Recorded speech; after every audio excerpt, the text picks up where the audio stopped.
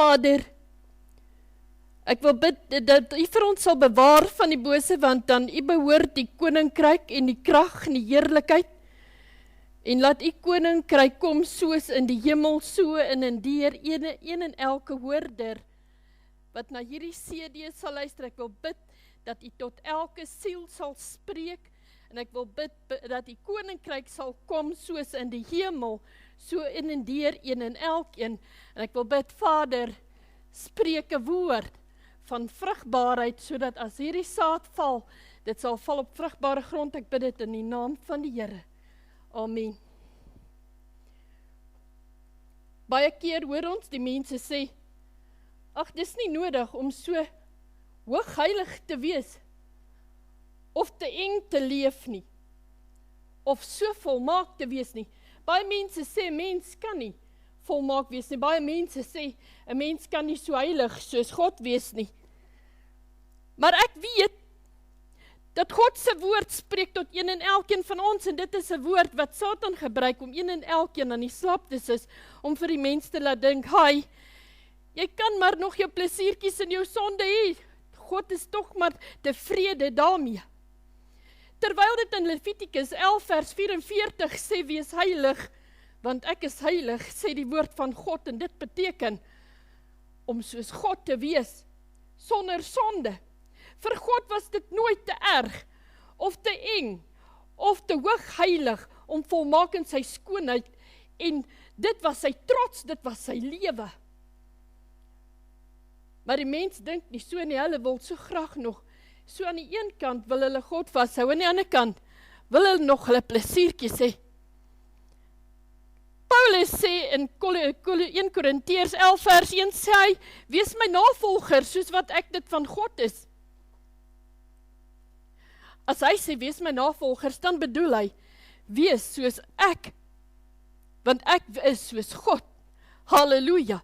As 'n mens sê, jy is so naby aan God, dat jy so heilig soos God is, kan 'n mens sê, leef soos ek leef, is daar. Hoeveel kinders van God, hoeveel kinders van die Here, kan sê hy, leef soos ek leef, want ek leef soos God. Paulus het alles as trek beskou om Jesus as wins te verkry. Hy het gevoel, daar is niks vir hom belangrik nie. Al wat vir hom belangrik is, en wat vir hom saak maak, is om God te dien, om alleen te aanbid. Die mens voel dit is vir hulle te veel. Sonder sonde beteken om heilig te wees soos Jesus. Om plesier te hê beteken om te juig en vol te wees van God. Net een verkeerde daad is soos 'n klad op die kleed van die Here, en die Here sê, alleen die wat rein is, gaan God sien. Die gaan met hom saam wees in die ewige heerlikheid. En die wat rein is, beteken die wat sonder sonde is. Nou sê die mens, dit is tog nie nodig om so rein te wees nie, of so heilig te wees nie. Is dit dan goed vir hulle, om eerder dan so met die klad te wees, en die ewige heerlikheid te mis? Met ander woorde, 'n mens kan 'n voorbeeld gebruik en sê, jy mag maar 'n klein bietjie lieg. As die mens lieg, sê die woord van God in Johannes 8 vers 44, die waarheid is nie in hom nie. Met ander woorde, die vader van die leuns leef dan in hom. As die vader van die leuns dan in die mens is, dan beteken hy deure oopgemaak vir Satan met sy sonde en ongeregtigheid. En die woord van God sê, as Satan uitgaan, dan kom hy terug met 7 ander slegter as hy self. Hy sê in Romeine 6 vers 16 tot 18, sê hy, dien God alleen. Jy kan nie God en mammon dien nie. Jy dien God of jy dien hom glad nie. Die woord van die Here sê, jy moet hom dien, en jy moet hom alleen aanbid. Romeine 12 vers 1 sê, verander om aan God gelyk te wees, en as jy aan God gelyk is, dan beteken dit, jy is net so heilig en so rein, so gelyk en volmaak soos God.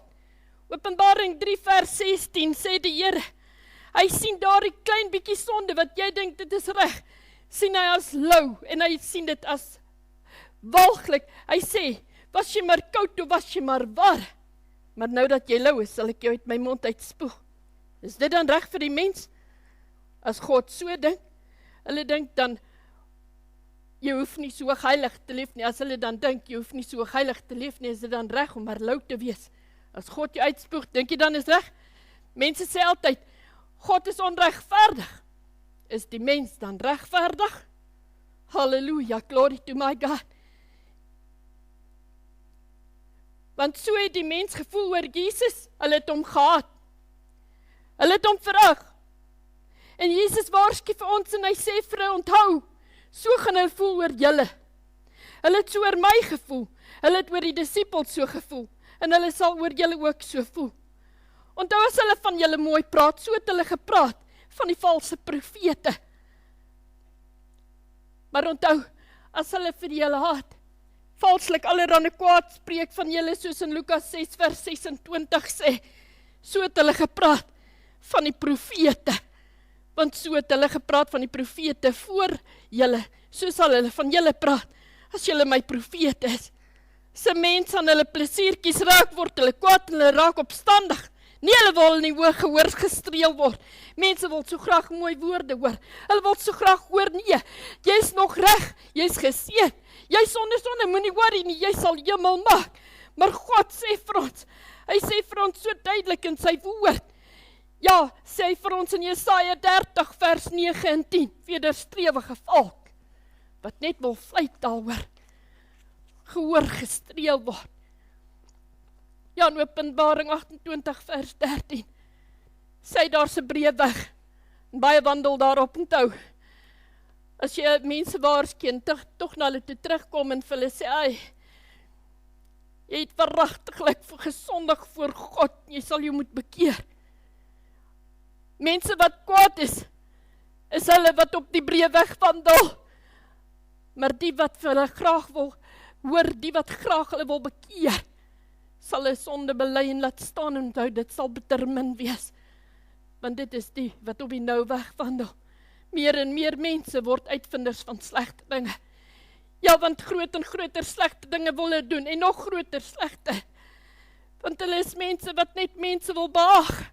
Ja, as hulle mense wil behaag, sal hulle hierdie tekens volg, hulle sal aan gewoontes wil vashou, terwyl hulle nog aan hulle bombakkies, hulle wil nog so graag voorgee, dat hulle kinders van God is, pragtige gesiggies voorhou, dat hulle die Here dien, en hom volg, en sit hulle elke Sondag in die kerk.